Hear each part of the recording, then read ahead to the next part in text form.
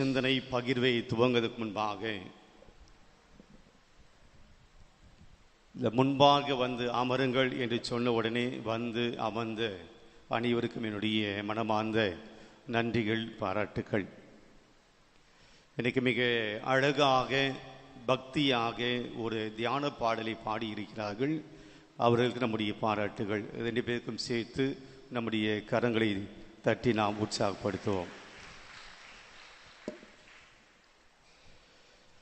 இன்றைக்கு ஆண்டின் பொது காலம் 32வது ஞாயிறை இன்று நாம் கொண்டாடுகிறோம். இன்று தமிழக திரு அவையானது தலித் ஞாயிறு, SC ST மக்களின் ஞாயிறாக தமிழக திரு அவை இன்றைக்கு கொண்டாடுகிறது. இந்த நாளை தமிழகம் முழுவதுமாக சமூகத்தில் பிற்படுத்தப்பட்ட மக்களுடைய ஞாயிறாக, அவர்களுக்காக இறைவேண்டல் செய்யக்கூடிய ஞாயிறாக இந்த நாளை கொண்டாடுகிறது. அதுக்குண்டான முன்னுரையைத்தான் நாம் இன்றைய திருப்பலியில் நாம் வாசித்தோம்.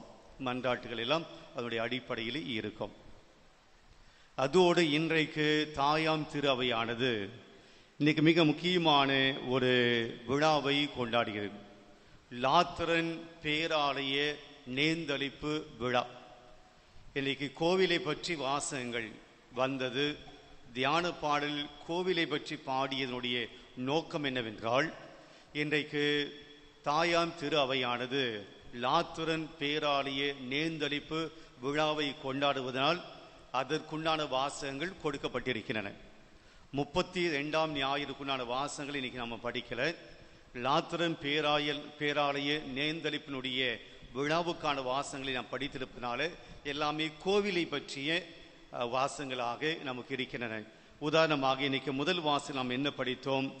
எசேக்கியேல் கோவிலுக்கு செல்கிறார். ஆலயத்துக்கு ஒருவர் அவரை அழைத்து செல்கிறார். எசேக்கியேல் 47வது அதிகாரத்தில் நாம் இன்னைக்கு வாசித்திருக்கிறோம். ஆக எசேக்கியேலை ஆண்டோடைய தூதர், அந்த மனிதர் ஆலயத்துக்குள்ளே கொண்டு போகிறார். அங்கே ஒரு காட்சி எசேக்கியேல் பார்க்கிறார். அங்கே ஆலயத்திலிருந்து தண்ணீர் வருவதையும் அது பல்வேறு இடங்களுக்கு பாய்வதையும், அப்படி தண்ணீர் செல்லக்கூடிய இடங்களிலெல்லாம் அந்த தண்ணீரினால் பலன் அடைவதையும், அது இறுதியாக கடலில் போய் அந்த தண்ணீர் கலக்கிறதையும் என்னை முதல் வாசகமாக நாம் பார்த்தோம். எசேக்கியேல் இறைவாக்கினர் இந்த காட்சியை காணுகிறார். ஆலயத்திலிருந்து தண்ணீர் வந்து அது பல்வேறு இடங்களுக்கு பாய்ந்து கடலில் கலக்கிறது என்பது என்னை முதல் வாசகத்தினுடைய செய்தி. இன்றைய 2வது வாசகத்திலே பவுலடியா கொரிந்தியர் திருமுகத்திலே 3ஆம் அதிகாரம் வாசித்திருக்கிறோம். பவுலடியா சொல்கிறார், நீங்கள் ஆண்டவர் இயேசுவை அடித்தளமாக மையமாக கொண்டு கட்டி எழுப்பப்படுகிற கட்டிடமாய் இருக்கிறீர்கள். தூய ஆவியானவர் உங்களுக்குள் இருக்கிறார். நீங்கள் தூய ஆவியானவர் தங்கும் கோவிலாக இருக்கிறீர்கள். அந்த கோவில் தூயது, அந்த கோவில் நீங்களே என்று சொல்லுகிறார். ஆக பவுலடியா 2வது வாசகத்தில் கோவிலை பற்றி சொல்கிறார். ஆனால் இந்த கோவிலை பற்றி பேசவில்லை. அவர் திருச்சபை என்ற கோவிலை பற்றி பேசுகிறார். திருச்சபை நமக்கு தான் தமிழில் வந்து எல்லாத்துக்கும் தனித்தனி வார்த்தை இருக்கு. ஆங்கிலத்தில் சர்ச் அப்படின்னு சொன்னால் நமக்கு 2 மீனிங் நம்ம புரிஞ்சுப்போம். ஒன்று கட்டிடம். எங்கே போறீங்க அப்படின்னு என்ன சொல்லுவோம்? இப்போ காலையில் எங்கே போயிட்டு வந்தீங்க என்று கேட்டால் என்ன சொல்லுவோம்? சர்ச். அது என்ன மீன் பண்ணுறாம? இடம், கட்டிடம், ஒரு ஸ்ட்ரக்சர். ஆனால் அதே சர்ச் என்கின்ற வார்த்தைக்கு இன்னொரு அர்த்தம் இருக்கு. என்னது? திருச்சபை. நாம் தான் church. We are the church. மக்கள், இறை சமூகம், அது சர்ச். நமக்கு இதுக்கு தனித்தனி வார்த்தை இருக்கு. இது கோவில் என சொல்லுகிறோம். ஆனால் இந்த சர்ச் நம்ம என்ன சொல்றோம்? இது திரு அவை என சொல்லுகிறோம். நான் திரு அவைக்கு போயிட்டு வந்தேன் காலையில் அப்படின்னு சொல்றது கிடையாது. எங்கே போயிட்டு வந்தீங்கன்னா திரு அவைக்கு போயிட்டு வந்தேன் அப்படின்னு சொல்றது கிடையாது. நாம் என்ன சொல்றோம்? சர்ச் பில்டிங்கை தான் மெயின் பண்றோம். ஆனால் பவுலடியா சொல்கிறார், அந்த கோவிலை பற்றி பேசல, நீங்கள் தான் கோவில் என்று சொல்கிறார். திருச்சபை தான் கோவில், திருச்சபை தான் சர்ச் அப்படின்னு சொல்றார். ஆக கோவிலை பற்றி 2வது வாசகம் பேசுகிறது. இன்றைய நற்செய்தி வாசகத்தில் ஆண்டவர் இயேசு கோவிலை தூய்மைப்படுத்துகிற, எருசலேம் ஆலயத்தை தூய்மைப்படுத்துகிற அந்த நிகழ்வு வாசித்தோம். இது எல்லாருக்குமே பழக்கமான பரிச்சயமான ஒரு வாசகம். ஆண்டவர் இயேசு எருசலேம் ஆலயத்தில் சாட்டை எடுத்து அங்கே வியாபாரம் செய்வதையெல்லாம் அவர் துரத்துகிற நிகழ்வு. என் இல்லம் இறைவேண்டல் வீடு என உங்களுக்கு தெரியாதா அப்படின்னு சொல்லுகிறார். பிரியமானவர்களே, எல்லா வாசங்களும் ஆலயத்தை பற்றி இருக்கக்கூடிய வாசங்களாக இருக்கின்றன. முதல்ல லூத்தரன் பேராலயம் என்றால் என்ன? லூத்தரன் பேராலயம் என்பது எங்கே இருக்கு? இதனுடைய வரலாறு என்ன? ஒவ்வொரு வருஷம் நவம்பர் மாதம் 9ஆம் தேதி இந்த விழாவை நாம் கொண்டாடி கொண்டிருக்கிறோம். இது நமக்கு பழக்கப்பட்ட ஒரு விழா கிடையாது. ஆனாலும் இந்த விழாவை நாம் கொண்டாட வேண்டும் என்று திருச்சபை நம்மை அழைக்கிறது. பிரியமானவர்களே, ரோம் நகர் அல்லது ரோம் நகரை விட்டு வெளியே இருக்கக்கூடிய, ரோமை சுற்றி இருக்கக்கூடிய, வேட்டிகனை சுற்றி இருக்கக்கூடிய, வத்திக்கானை சுற்றி இருக்கக்கூடிய 4 பேராலயங்கள் இருக்கின்றன. ரோமுக்குள்ளே இருக்கிற வத்திக்கானுக்குள்ளே இருக்கக்கூடிய பேராலயம் சென்ட் பீட்டர் ஸ்கொயர், ராயர்களுடைய பேராலயம். அங்குதான் இப்போது போப்பு தங்குகிறார். அவருடைய ரெசிடென்ஸ் இங்கே இருந்து. முன்னாடி போப்பு வெளியே தங்கிட்டு இருந்தார். பிரான்சிஸ் அங்கு தங்கலை, வெளியே தங்கிட்டு இருந்தார். ஏனென்றால் கிட்டத்தட்ட மிகப்பெரிய அரண்மனை ஓடி இருக்கும், எல்லா வசதியோடு இருக்கக்கூடிய ஒரு அரண்மனை. பிரான்சிஸ் அதை ஏற்றுக்கலை. நான் சாதாரண ஒரு வாடகை வீட்டில் தங்குறேன் அப்படின்னு தங்கினார். கடைசி வரைக்கும் அங்கே தான் இருந்தார். ஆனால் மற்ற எல்லா திருத்தந்தைகளுமே அந்த வத்திக்கான் நகரில் இருக்கக்கூடிய சென்ட் பீட்டர்ஸ், அங்கே இருக்கக்கூடிய அந்த சர்ச், அந்த பேராலயம், அதை ஒட்டி இருக்கக்கூடிய மியூசியம், அது ஒட்டி இருக்கக்கூடிய திருத்தந்தையினுடைய அலுவலகம், அங்கே தான் அவன் தங்கினாங்க. இது saint Peter church, Peter square. 2வது வத்திக்கான் நகருக்குள்ளே இருக்கக்கூடிய 3 பேராலயங்கள். அதில் ஒன்று சென்ட் பால்ஸ் கத்தீட்ரல் பேராலயம். சென்ட் பால்ஸ் பவுலுக்காக அர்ப்பணிக்கப்பட்ட அந்த பேராலயம், அதுவும் மிகப்பெரிய பேராலயம். 3வதாக ரோமையில் இருக்கக்கூடிய பேராலயம் அன்னை மரியாவுக்காக அர்ப்பணிக்கப்பட்ட பேராலயம். பிரியமானவர்களே, திருத்தந்தையினுடைய பிரான்சிஸ், முன்னாள் திருத்தந்தை பிரான்சிஸ் அவருடைய சடலம் அடக்கம் செய்யப்பட்டிருக்கக்கூடிய ஆலயம் இந்த அன்னை மரியாளுடைய பேராலயம். மிகப்பெரிய பேராலயம்.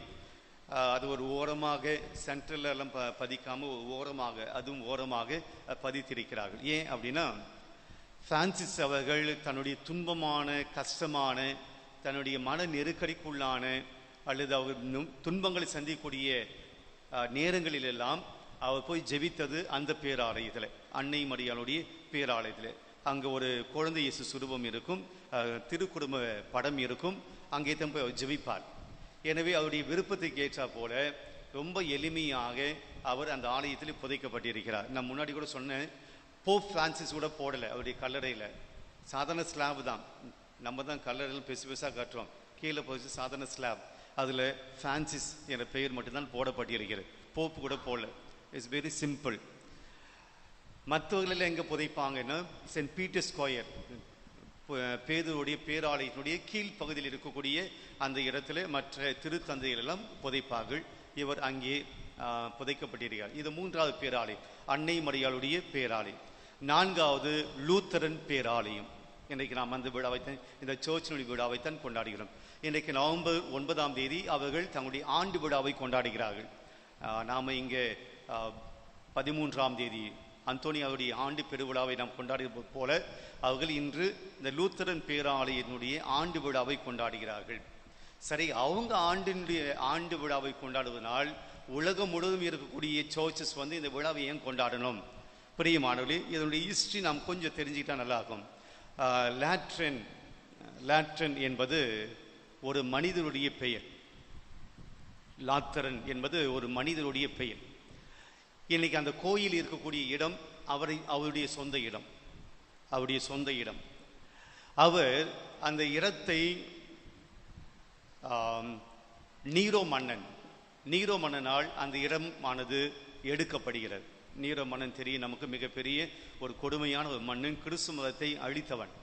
அவனிடமிருந்து இந்த லாட்ரன் வைத்திருக்கக்கூடிய அந்த சொத்தானது அபகரிக்கப்படுகிறது. இப்போ நீரோ மன்னனுடைய கையில் வந்திருக்கிறது. நீரோ மன்னனுக்கு பின்பாக வந்த பல்வேறு மன்னர்கள் இதை ஆட்சி செய்தார்கள். இறுதியாக கான்ஸ்டான்டைன் என்கிற மன்னர் வருகிறார். கான்ஸ்டான்டைன் நம்ம வரலாறுல படித்திருப்போம். அதுக்கு முன்னாடி இருந்த மன்னர்கள் எல்லாம் கிறிஸ்து மதத்தை அழித்தார்கள். ரோமையில் நிறைய வேத கலாபனைகள்லாம் வந்தது, நிறைய மக்கள் கொன்றளித்தார்கள். இந்த கான்ஸ்டான்டைன் ரோமை நகரை கைப்பற்றுகிற போது அவருடைய தாயினுடைய ஜெபத்தினால், தாயினுடைய வேண்டுகோளினால் கான்ஸ்டான்டைன் கிறிஸ்துவ மதத்துக்கு அதிகாரம் கொடுக்கிறார். இப்போ அது அரசாங்க மதமாக மாறுகிறது, த கவர்மெண்ட் ரிலிஜன்.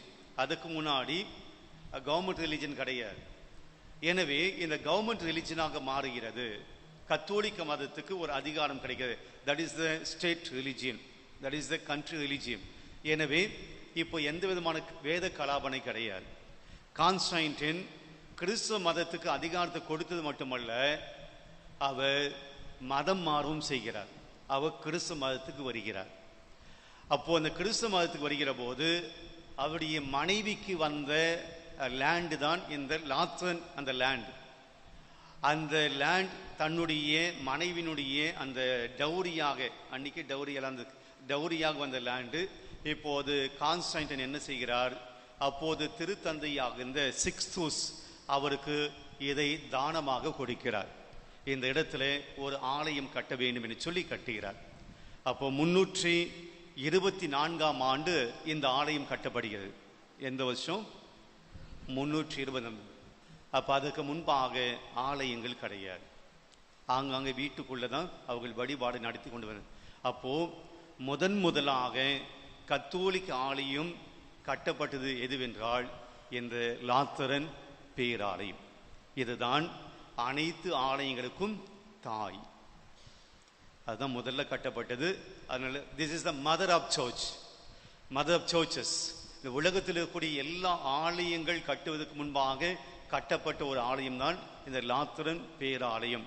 லாத்தர் என்பது அந்த மனுஷனுடைய பெயர், அப்படி எடுத்துட்டு பேராலயம் சேர்த்துக்கிட்டு இது பல்வேறு படிநிலைகளை கொண்டது. இந்த 324ஆம் ஆண்டு இது கட்டப்பட்டது. கட்டப்பட்ட பின்பு அது நேர்ந்தளித்தார்கள். உலக மீட்பர், இயேசு உலக மீட்பர் என்ற பெயர் தான் அந்த ஆலயத்துக்கு வைக்கப்பட்டது, இயேசு உலக மீட்பர். ஆனால் 9ஆம் நூற்றாண்டில் இருந்த ஆயர் இந்த ஆலயத்தை திருமுழுக்கு யோவானுக்கு அர்ப்பணிக்கிறார்.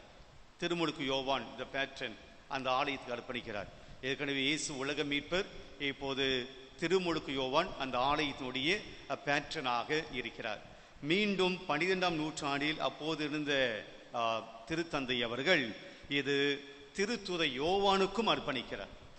அப்ப இந்த சர்ச் 3 பேருக்கு அர்ப்பணிக்கப்பட்டிருக்கு. ஒன்று இயேசுவுக்காக, உலக மீட்பருக்காக, 2வது திருமுழுக்கு யோவானுக்காக, 3வது திருத்தூதர் யோவான். 2 பேரும் தனித்தனி இல்லையா? திருமுழுக்கு யோவான் தனி, திருத்தூதர் யோவான் தனி. இந்த 3 பேருக்கும் இந்த ஆலயம் அர்ப்பணிக்கப்படுகிறது. 1309ஆம் ஆண்டு, 1309ஆம் ஆண்டு முதல் 1361ஆம் ஆண்டு வரை இந்த ஆலயம் பயன்படுத்தப்படவில்லை. ஏனென்றால் 2 தடவை இந்த ஆலயம் தீப்பற்றி எரிந்தது. தீப்பற்றி எரிந்தனால் முழுவதுமாக இந்த ஆலயம் சேதமானது. நீங்கள் அந்த ஆலயம் பார்த்தீங்கன்னா தெரியும், மிகப்பெரிய ஆலயம், இப்போ இருக்கக்கூடிய பெரிய ஆலயம். அது 2 தடவையும் சேதமடைந்ததினால் 1309ஆம் ஆண்டு முதல் 1361ஆம் ஆண்டு வரை இது செயல்பாட்டில், பயன்பாட்டில் இல்லை. அது பின்பாக 16ஆம் நூற்றாண்டில் இந்த ஆலயம் மீண்டும் கட்டப்படுகிறது. 18ஆம் நூற்றாண்டில் இந்த ஆலயம் கட்டி முடிக்கப்படுகிறது. இப்போ இருக்கக்கூடிய ஆலயம் 18ஆம் நூற்றாண்டில் கட்டப்பட்டு முடிக்கப்பட்டு. நிறைய ஹிஸ்டரி இருக்கு, ஏதோ ரொம்ப ஷார்ட்டான ஹிஸ்டரி. இந்த இடத்தில் தான் முதலில் திருத்தந்தையர்கள் தங்கினார்கள். இப்போ வத்திக்கான் தங்குவது போல இந்த லேட்ரன் பேராலயத்தில் தான் திருத்தந்தையில் தங்கினார்கள். அவர்கள் இறந்தால் அடக்கம் செய்யப்பட்டதும் இந்த ஆலயத்தில் தான் அடக்கம் செய்யப்பட்டிருக்கிறார்கள். சொல்லுகிறார்கள், கான்ஸ்டன்டைன் கூட இந்த இடத்தில் தான் அவர் ஞானஸ்நானம் வாங்கினார் என்றும் சொல்லப்படுகிறது. பிரியமானவர்களே, இந்த ஆலயத்தை விழாவை நாம் ஏன் கொண்டாடுகிறோம் என்றால், இதுதான் எல்லா ஆலயங்களுக்கும் தாயாக இருக்கிறது என்பதனால் அம்மாவனுடைய பர்த்டேவை நாம் எல்லாம் கொண்டாடுவது போல இன்னைக்கு உலகத்தின் முதலாக கட்டப்பட்டு இந்த கத்தோலிக்க ஆலயத்தினுடைய ஆண்டு பெருவிழாவை அவர்கள் கொண்டாடுகிற போது நாம் இந்த விழாவை கொண்டாட அழைக்கிறார்கள். சரிதான், ஓகேங்களா? இதை தெரிஞ்சுக்கு நாங்கள் என்ன பண்ண போகிறோம்? ஒன்றும் பண்ண போகிறதில்லை.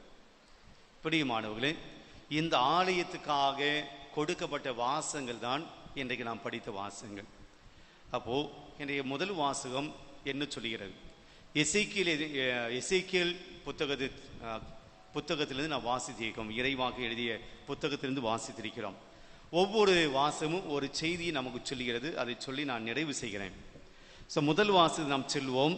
47ஆம் அதிகாரம் 1 முதல் 2 மற்றும் 8 முதல் 9 12 வார்த்தை தனித்தனியாக பிரித்து கொடுத்துருக்காங்க. அந்த வாசகத்தை ரொம்ப சுருக்கி கொடுத்துருக்காங்க. பிரியமானவர்களே, கோவிலில் இருந்து தண்ணீர் ஆறாக பெருக்கெடுத்து ஓடுகிறது. அப்போ ஊற்று எங்கே இருக்கிறது? அந்த ஆற்றினுடைய ஊற்று கோவிலுக்குள்ளே இருக்கிறது. அந்த கோவிலிருந்து ஊற்றி பெருக்கெடுத்து அது போக போக போக அது பெரிய ஆறாக பெருக்கெடுத்து போய் கடலில் கலக்கிறது. அப்படி போகிற போது என்னெல்லாம் நடந்தது என்பதை இன்றைய வாசகம் நமக்கு சொல்கிறது. பிரியமானவர்களே, பாயும் இடமெல்லாம் திரளான உயிர்கள் வாழும். எனக்கு நான் படித்த வாசகத்தில் இருக்குது. அந்த தண்ணீர் பாய்கின்ற இடமெல்லாம் என்ன இருக்குமாம்? திரளான உயிர்கள் வாழும். ஒன்று. ரெண்டாவது, அங்கு ஏராளமான மீன்கள் இருக்கும். எல்லா உயிரினங்கள் வாழும், ஏராளம் மீன்கள் அங்கு இருக்கும். அடுத்து, இந்த தண்ணீர் பாய்ந்து அங்குள்ள நீரை நல்ல நீராய் மாற்றும். இந்த தண்ணீர் போகிற போது வேற எங்கேயாவது தண்ணீர் இருந்துச்சுன்னா இந்த தண்ணீர் அதில் போய் படுகிற போது அந்த தண்ணீரும் என்ன தண்ணீரா மாறுமா? நல்ல தண்ணீராய் மாறும். பாலவகத்து வந்து எவ்வளவு நல்லா இருக்கும் இல்லையா? நம்மளாம் உப்பு தண்ணியில உட்காந்துக்கும். ஆக நல்ல தண்ணீராய் அது மாறும். நான்காவது, பல வகையான பழமரங்கள் ஆற்றின் இருமருங்கிலும் வளரும். இரு பக்கத்திலும் என்ன வளருமாம்? பழமரங்கள் வளரும். ஐந்தாவது, அவற்றின் இலைகள் உதிரா, கனிகள் குறையும். எப்பவுமே பசுமையா இருக்கும். இளவேனை காலம், கோடை காலம், எந்த காலம் வந்தாலும் அந்த காலத்தில் இலைகள் உதிராது, பசுமையாக இருக்கும், கனிகளும் குறையாது. ஆறாவது, கனிகள் உணவாகவும் இலைகள் மருந்தாகவும் பயன்படும். ஸோ இதுதான் அந்த தண்ணீர் பாயக்கூடிய இடத்திலெல்லாம் இருக்கக்கூடிய பயன்கள். பிரியமானவர்களே, இப்போ இந்த வாசகத்திலிருந்து நாம் என்ன எடுத்துக்கொள்ள முடியும்? ஆண்டவர் எசேக்கியேலுக்கு என்ன சொல்ல வருகிறார்? அல்லது இன்றைய வாசகத்தை படித்த நமக்கு ஆண்டவர் என்ன சொல்ல வருகிறார்? ஆலயத்தில் இருந்து வந்த தண்ணீர் இப்படியெல்லாம் பயன்களை கொடுக்கிறது. அந்த ஊற்று எங்கிருக்கிறது என்றால் ஆலயத்தில். பயன் எங்கிருக்கிறது என்றால் ஆலயத்துக்கு வெளியே. அப்போ இன்றைக்கு கடவுள்தான் நம்முடைய வாழ்வின் ஊற்றாக இருக்கிறார். சோர்ஸ் எங்க இருக்கு அப்படின்னா ஆலயத்தில் இருக்கிறது. அங்கிருந்து போகக்கூடிய இந்த தண்ணீர் எல்லாருக்கும் வாழ்வு கொடுக்கிறது, வளமையை கொடுக்கிறது, பசுமை கொடுக்கிறது. பிரியமானவர்களே, நாம் நம்முடைய வாழ்க்கையிலே வளமையும் பசுமையும், வாழ்க்கையிலே இன்பமும் மகிழ்ச்சியும், நம்முடைய வாழ்க்கையிலே நல்ல பயன்களை அடைய வேண்டும் என்றால் சோர்ஸ் யாராக இருக்க வேண்டும்? கடவுளாக இருக்க வேண்டும். நம்முடைய வாழ்வினுடைய மையம், நம்முடைய வாழ்வினுடைய ஊற்று யாராக இருந்தால் நம்முடைய வாழ்க்கை வளமாக இருக்கும் என்றால் ஆண்டவராக இருக்கிற போது. இன்னைக்கு நம்முடைய வாழ்க்கையினுடைய மையம் என்பதை நாம் எதை வைத்திருக்கிறோம்? யார் என்னுடைய வாழ்க்கையினுடைய மையம், யார் என் வாழ்க்கையினுடைய ஊற்று என்றால், சில பேர் பணத்தை மையமாக வைத்து வாழ்ந்து கொண்டிருக்கிறோம், சில பேர் பெருமையை மையமாக வைத்து வாழ்ந்து கொண்டிருக்கிறோம், சில பேர் இந்த உலகத்தினுடைய பல்விதமான காரியங்களை மையமாக வைத்து வாழ்ந்து கொண்டிருக்கிறோம். What is the centre of your life? உங்களுடைய வாழ்க்கையினுடைய மையம் எது? மையம் கடவுளாக இருந்தால் அங்கிருந்து புறப்படக்கூடிய அருளும் ஆற்றலும், கடவுளுடைய மாபெரும் அன்பும் இரக்கமும், கடவுளுடைய வல்லமையும் கிருபையும் நம்முடைய வாழ்க்கையை பசுமையாக மாற்றும். நம்முடைய வாழ்க்கை பாலைவனமாக, நம்முடைய வாழ்க்கையினுடைய ஊற்று பாலைவனமாக இருக்கிறது என்றால், என் வாழ்க்கையினுடைய மையம் பாலைவனத்தில் இருக்கு அப்படின்னா அங்கிருந்து ஒரு வளமையும் ஒரு இனிமையும் ஒரு சந்தோஷம் மகிழ்ச்சியும் வராது. வாழ்க்கையினுடைய ஊற்று அது ஆண்டவராக இருக்கிறாரா அல்லது பாலைவனமாக இருக்கிறதா? பிரியமானவர்களே, நாம் இன்றைக்கு ஆலயத்தை விட்டு வெளியே செல்கிற போது நாம் எப்படி இருக்க வேண்டுமாம்? இந்த தண்ணீரை போல இருக்க வேண்டும். அது பாய்கிற இடமெல்லாம் என்னவா இருக்கணும்? மகிழ்ச்சியை கொடுக்கணும், வளமையை கொடுக்கணும், வாழ்க்கையை கொடுக்கணும், கனிகளை கொடுக்க வேண்டும், இலைகளை கொடுக்க வேண்டும், மருந்து கொடுக்க வேண்டும். நாம் ஆலயத்துக்கு வருகிறோம், ஆண்டவரை வழிபடுகிறோம். இறை வார்த்தை கேட்கிறோம், நற்கதையை உட்கொள்கிறோம், இறை ஆற்றலை பெறுகிறோம். ஆலயத்துக்கு வெளியே போகிற போது என்னால் ஆலயத்துக்கு வெளியே இந்த வளமையான, இந்த பசுமையான, நம்பிக்கை கொடுக்கக்கூடிய இந்த காரியங்கள் வெளியே நடக்குதா? என்னை பார்க்கிறவர்கள் சந்தோஷத்தை, மகிழ்ச்சியை, மன நிம்மதியை பெற்றுக்கொள்கிறார்கள் வெளியே செல்கிற போது. அப்படின்றால் பல சமயத்தில் ஒரு கொஸ்டின் மார்க் தான். எத்தனை தடவை நம்ம ஆலயத்தில் திருப்பலி பார்த்து பின்னாடி வெளியே போன பின்பு கூட நம்முடைய வாழ்க்கையில ஒரு ஊற்று, அந்த அருள், த கிரேஸ் ஆஃப் காட் நமக்கு இருப்பதாக நம்ம ஃபீல் பண்ணியிருக்கிறோம். எப்போ ஆலயத்துக்கு உள்ளே வந்தோமோ அப்படி நம்ம ஆலயத்துக்குள்ளே வெளியே போகிறோம் என்றால், இங்கே இருக்கக்கூடிய அந்த நேரத்தில் நம் கடவுளுடைய ஊற்றில நாம் பருகவில்லை. அந்த கடவுளுடைய அருளை நான் கண்டுபிடிக்கல. I have not experienced the grace of God. கடவுளுடைய அந்த அருளை நான் அனுபவிக்கல. கடவுளுடைய அன்பை நான் இங்கு அனுபவிக்கல. கடவுளுடைய மாபெரும் இரக்கத்தையும் பரிவையும், அவர் என் மீது கொண்டிருக்கக்கூடிய அன்பையும் நான் இங்க உணராமல் இருக்கிறேன். We are not experienced. அந்த அனுபவம் இங்க கிடைக்காதனால வெளியே போகிற போது அந்த அன்பை என்னால் கொடுக்க முடியல, அந்த மன்னிப்பு என்னால் கொடுக்க முடியல, அந்த பகிர்வை என்னால் கொடுக்க முடியல. எப்படி வந்தேனோ அப்படியே போகிறேன். அப்ப அந்த ஊற்றுக்குள் இருந்து நான் நீரை முகரவில்லை, அந்த நீரை நான் பருகவில்லை, சும்மா உட்கார்ந்து. அப்ப யாருக்கு நஷ்டம்? பிரியமானவர்களே, கடவுள் நம்முடைய வாழ்க்கையினுடைய சோர்ஸாக இருக்கணும். அதை நம்ம பருக வேண்டும். அந்த எக்ஸ்பீரியன்ஸை நான் வெளியே போயிட்டு நான் அடுத்தவங்களுக்கு கொடுக்கணும். பிரியமான பல சமயத்தில் கோயிலுக்கு வந்துட்டு வீட்டில் போய் சண்டை போட்ட நிகழ்ச்சியெல்லாம் நடந்திருக்கு இல்லையா? கோயிலுக்கு பூசைக்கு வந்துட்டு இங்கே சண்டை போட அது வேற விஷயம். ஆனால் வெளியே போயிட்டு வீட்டுக்கு போயிட்டு பூசை முடிச்சு வீட்டுக்கு போயிட்டு சண்டை போட்ட நிகழ்வுகள் எல்லாம் இருக்கின்றன. நானும் பார்த்துருக்கிறேன், கேள்விப்பட்டிருக்கிறேன். எப்படிங்க? அப்போ ஆலயத்துக்கு வந்ததுனால என்ன நான் கொண்டு செல்கிறேன் வீட்டுக்கு? இங்கே வருகிற போது அந்த சமாதானத்தை, இந்த வருகிற போது அமைதியை, மகிழ்ச்சியை, அந்த கடவுளுடைய மாபெரும் குணங்களை இங்கே அனுபவிச்சு அதை நான் வீட்டுக்கு கொண்டு போகணும் இல்லையா? இல்லை என்றால் இது ஒரு சடங்கு. இது வழிபாடு கிடையாது, இது சடங்கு. ஆக முதல் செய்தி இதுதான். கடவுளுடைய ஊற்று இங்கே இருக்கிறது. கடவுள் இங்கே இருக்கிறார். அவர் அருள் என்கிற ஊற்றை நமக்கு கொடுக்கிறார். அதை நாம் பருகி சுவைத்து அனுபவித்து எக்ஸ்பீரியன்ஸ் பண்ணி நான் வெளியே போகிற போது என் வழியாக மற்றவர்கள் கடவுளை பார்ப்பார்கள், என் வழியாக கடவுளுடைய அருளை பெற்றுக்கொள்வார்கள், என் வழியாக கடவுளுடைய அன்பை அவர்கள் சுவைப்பார்கள். இதான் இன்னைக்கு முதல் வாசனம் சொல்லுகிறேன். அப்போ ஆலயத்தில் வருகிற போதெல்லாம் நாம் புரிந்து கொள்ள வேண்டும், நான் இங்கே கடவுளுடைய ஊற்றில் பருக வந்திருக்கிறேன்.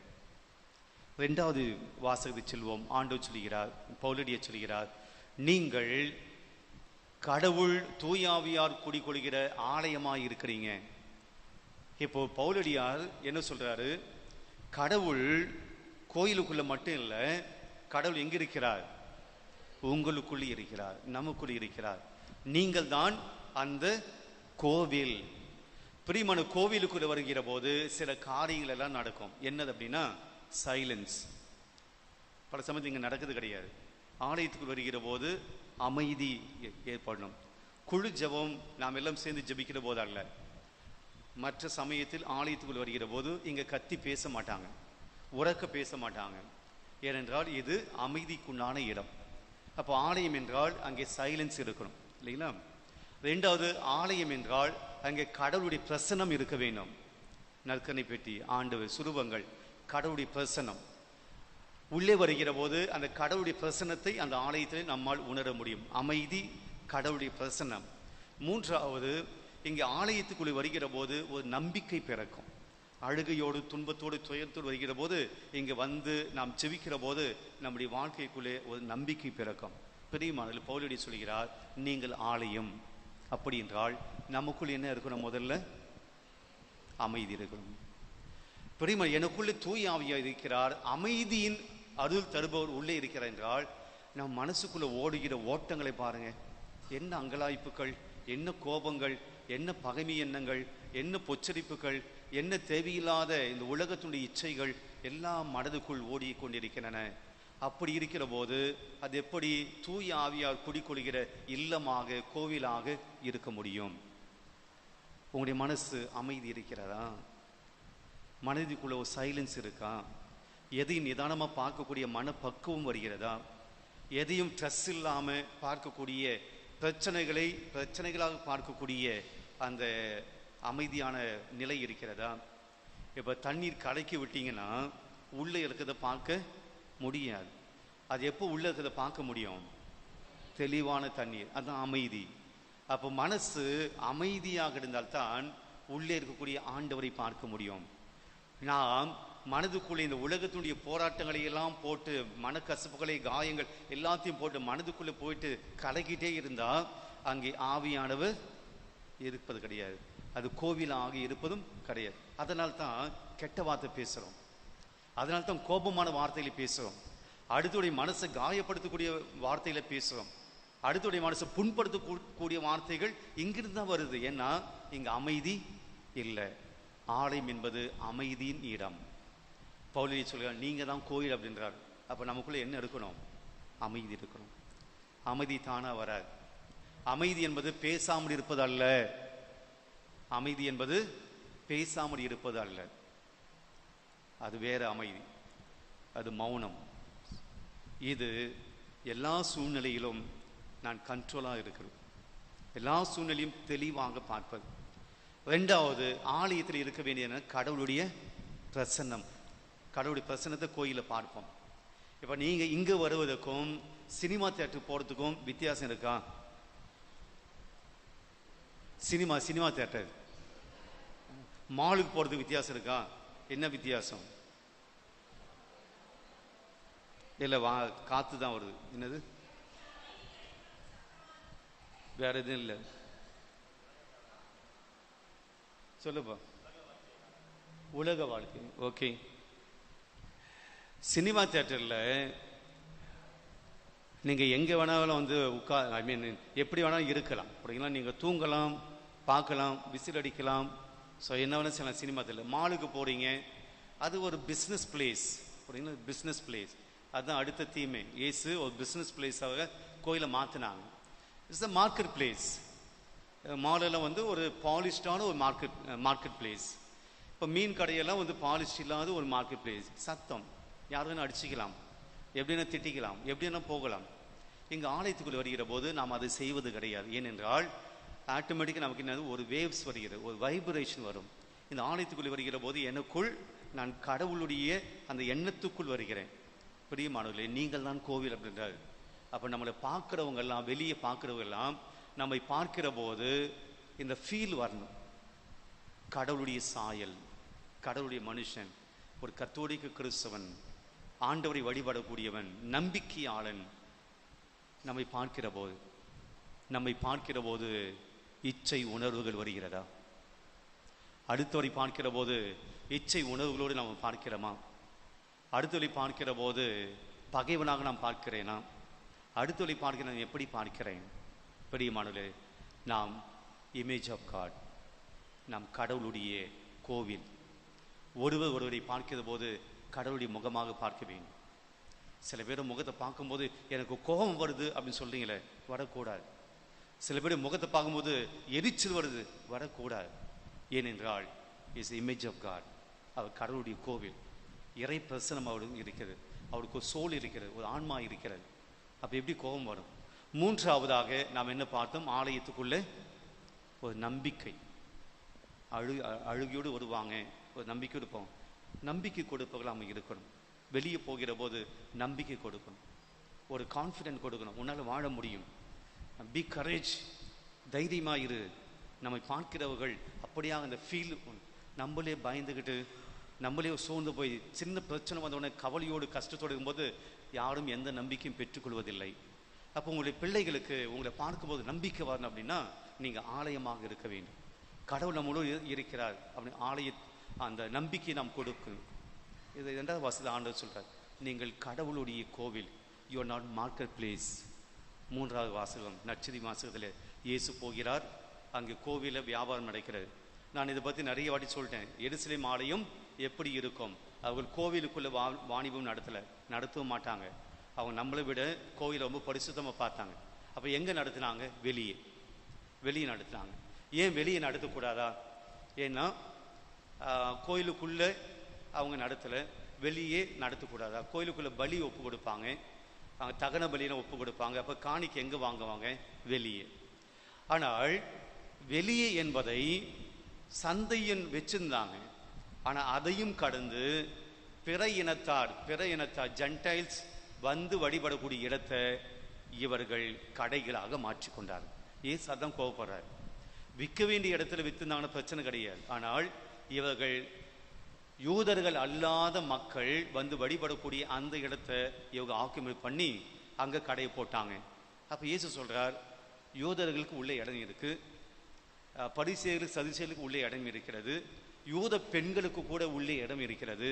ஆனால் இந்த மக்களுக்கு கொடுத்த இடத்தை நீங்கள் பிடுங்கிட்டீங்களே, அவங்க எங்கே போயிட்டு வழிபாடு செய்வாங்க? அதனால் கோபப்படுகிறார். பிரியமானவர்களே, அதனால கோயிலுக்குள்ள வியாபாரம் நடத்தினாங்கன்னா இல்லை, வெளியே தான். இங்கே நாம் எடுத்துக்கொள்ள வேண்டிய செய்தி என்னன்னா, இயேசு அது வழிபாட்டு தலமாக, யூத மக்களுடைய பிற இனத்தாருடைய வழிபாட்டு தலமாக இருந்த அந்த இடத்துல நீங்கள் வியாபாரம் செஞ்சதுனால இயேசு கோபப்படுகிறார். பிரியமானவர்களே, அதை நாம நம்ம வாழ்க்கைக்கு எடுத்துப்போம். பவுலுடைய சொல்ல, நீங்கள் டெம்பிள் ஆஃப் காட், நாம கடவுளுடைய கோவில்னு சொல்றாரு. ஆனால் இன்னைக்கு நம்முடைய மனசுல கோவிலுக்கு உண்டான விஷயங்கள் இல்லாமல் மார்க்கெட்டுக்கு உண்டான விஷயங்கள் நிறைய வச்சிருக்கிறோம். மார்க்கெட்டில் என்ன நடக்கும்? சந்தையில் மார்க்கெட், சந்தைங்க, இந்த மீன் கடை, அதான் பேரம் பேசுவீங்க. அதான் முதல்ல வாங்கணுமோ இல்லையோ பேரம் பேசுவோம். ஓகே, வேற காசு கொடுத்து வாங்கல, அப்படியா? எது சுத்தம் கிடையாது. வேற சண்டை வரும். நம்ம செய்தெல்லாம் சொல்றீங்க பொழுது. ஓகே, பிரியமானவர்களே, ஒருபோதும் மார்க்கெட் பிளேஸ் டெம்பிள் ஆஃப் காடாக மாறாது. நாம மார்க்கெட் பிளேஸ் வந்து வழிபாட்டு தலமாக மாறாது. வழிபாட்டு தலம் மார்க்கெட் பிளேஸாக மாறக்கூடாது. இப்போ இதெல்லாம் மார்க்கெட் பிளேஸாக மாறுவது கிடையாது நாம கோயில். ஆனால் பவுலுடைய சொல்றதை நம்ம எடுத்துப்போம். நீங்க தான் டெம்பிள், நீங்க தான் தூயாவியர். இந்த கோவிலுக்குள்ள எத்தனை மார்க்கெட் பிளேஸ்க்கு உண்டான விஷயங்கள் இருக்கு சொன்னாங்க. அங்கே அசுத்தம் இருக்கும், சாக்கடை இருக்கும், கெட்டு போன பழங்கள் எல்லாம் அங்கதான் தூக்கி போடுவாங்க, கெட்டு போன காய்கறி எல்லாம் அங்கதான் தூக்கி போடுவாங்க, அதை மிதிப்பாங்க, நாற்றம் அடிக்கும். இன்னைக்கு நம்முடைய மனசு நாற்றம் அடித்த மனதாக இருக்கிறது. எத்தனை கோபம், எத்தனை பகைமை, எத்தனை மிஸ் அண்டர்ஸ்டாண்டிங், எத்தனை போலித்தனம். மார்க்கெட் பிளேஸ், கடவுள் இருக்கக்கூடிய இடம் ஒருபோதும் மார்க்கெட் பிளேஸாக மாறக்கூடாது. அதனால தான் இயேசு சாட்டை தடிக்கிறார். Temple of God cannot be a market place. சாட்டை தடிக்க இயேசு கோபப்படுறார். இயேசு கோபப்படுறதுக்குண்டான காரணம், ஆலயம் ஒருபோதும் மார்க்கெட் பிளேஸாக, சந்தையாக மாறக்கூடாது. சந்தையாக இருக்க வேண்டும், மார்க்கெட் பிளேஸாக இருக்க வேண்டும். கிறிஸ்தவனாக இருக்க வேண்டும், வேறாக இருக்க முடியாது. You cannot be some other person. You are Catholic, Christian. கிறிஸ்தவன் சாத்தானுடைய மனிதனாக மாற முடியாது. கிறிஸ்தவன் பேயினுடைய மகளாக இருக்க முடியாது. கிறிஸ்தவன் பாவத்துக்கு அடிமையாக முடியாது. கிறிஸ்தவன் கடவுளை விட்டு விலக முடியாது. அப்படி போனா நீ மார்க்கெட் பிளேஸ், நீ குப்பை, நாற்றம், அங்கே அசுத்தம் இருக்கும். The temple of God should be a temple of God. கடவுளுடைய ஆலயம் கடவுளுடைய ஆலயமாகத்தான் இருக்க வேண்டும் ஒழிய ஒருபோது மார்க்கெட் பிளேஸாக மாறக்கூடாது. ஆண்டவருடைய கோபம். பிரியமானவர்களே, இன்னைக்கு நாம தான் கோயில் மார்க்கெட் பிளேஸாக வச்சிருக்கிறோமா அல்லது கடவுளுடைய கோவிலாக வைத்திருக்கிறோமா?